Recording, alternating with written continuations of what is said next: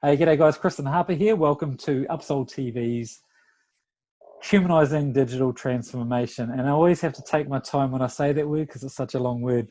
Today I'm joined by Ashton, tech leader in New Zealand.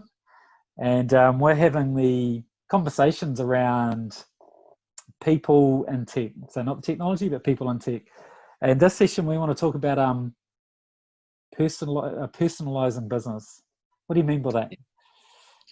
Well, when you approached me and you wanted to talk about doing this series around humanising digital transformation, my instant reaction was like, oh, wow. You know, personalising business is actually the official tagline of AFQI. Most people hear the reference of meet the person, not the suit. And that's, I don't know officially marketing wise what it should be called, a tagline, a strap line or whatever.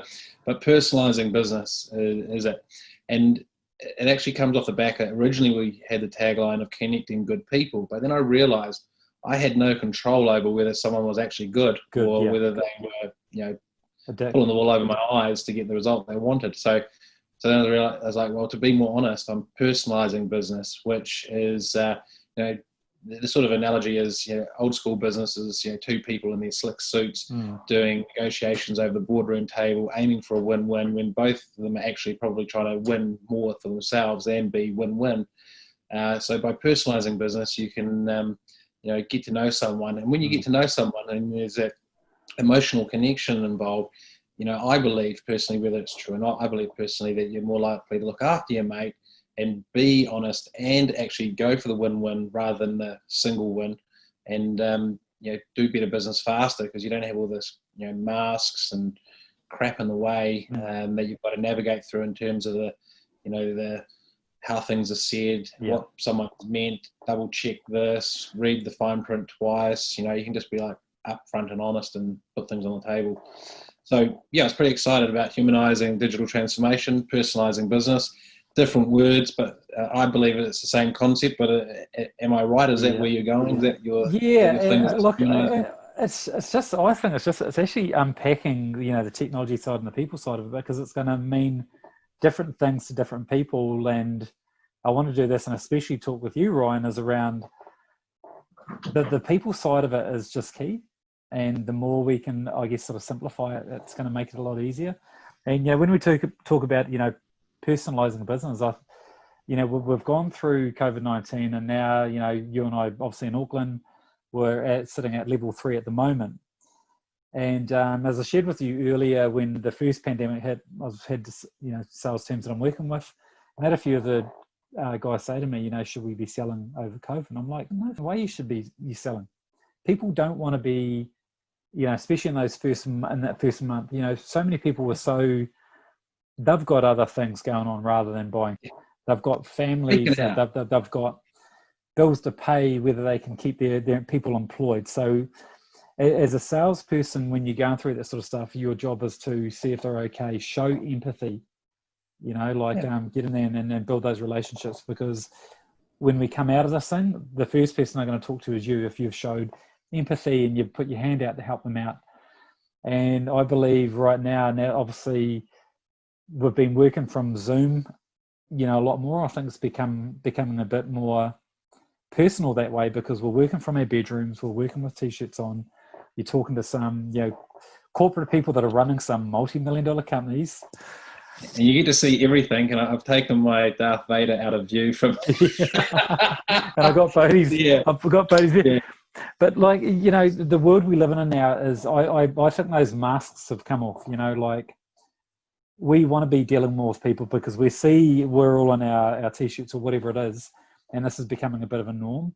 And I think people can see through that now, and they don't want to be dealing with people that are just trying to sell to them. And I especially think in New Zealand, we've really got that radar, and people see that, they smell that. And if you come across like that, and what this is just a personal belief is, coming out of COVID, is that it's really, really about those relationships. It's really around creating value for your clients. I mean, really finding out where you can create value, because rather than try and sell somebody for a 1 or 2 year contract, you look after them, you have them for 10, 15, 20 years. Yeah. And one of the things I think, coming back to your point about COVID, is that we're much more prepared to call it now. Whereas in the old days, think about, just use the example of going to a restaurant. In the old days, Kiwis wouldn't complain. Yeah. They'd just not come back. But they That's would when complain. we could go to restaurants, Ryan. Mate, I'd say, hey? That's when we could go to restaurants. That's actually when we could go. Sorry, tried about it. Yeah, I know, but the analogy is that they just wouldn't go back. Yeah. Whereas now people will go, hang on, I'm paying $40 for a steak to be cooked medium rare. I want it medium rare, not well done. Yeah, I'll either eat it and not pay, or I'll get you to recook it. And when people are full of BS, I think people are now more inclined to call it and move on because they've got better things, more important things to do. Like you said, with the pandemic hitting, we've got a huge amount of new worries and concerns. Therefore, you're either in, you're out. And if the definition is by being in, you're a good person, you're empathetic, you're there. Sales team are calling, looking out for the client, not calling, looking out for the sale. Then I think that's going to be respected by anybody, and especially a client who's going to come back and say, hey, thanks very much. Now we're in a position to go forward with the thing. We want to look at your product and your services for sure. You've totally won. They may not be telling you this part, but 3-year opposition have been hounding them like chasing them like a pack of dogs. Yeah. And you haven't been. So, obviously you talked about values.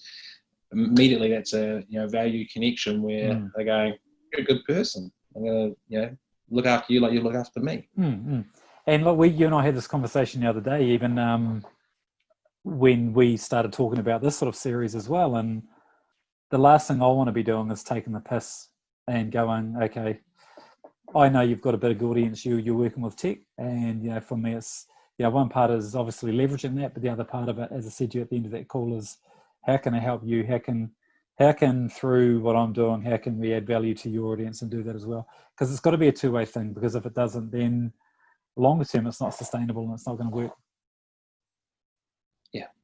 Yeah.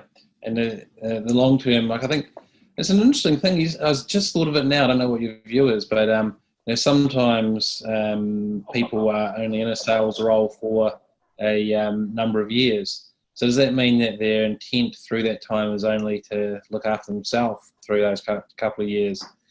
Does this re-invoke some sort of, or harking back to the days where a person would stay in the same company all their life?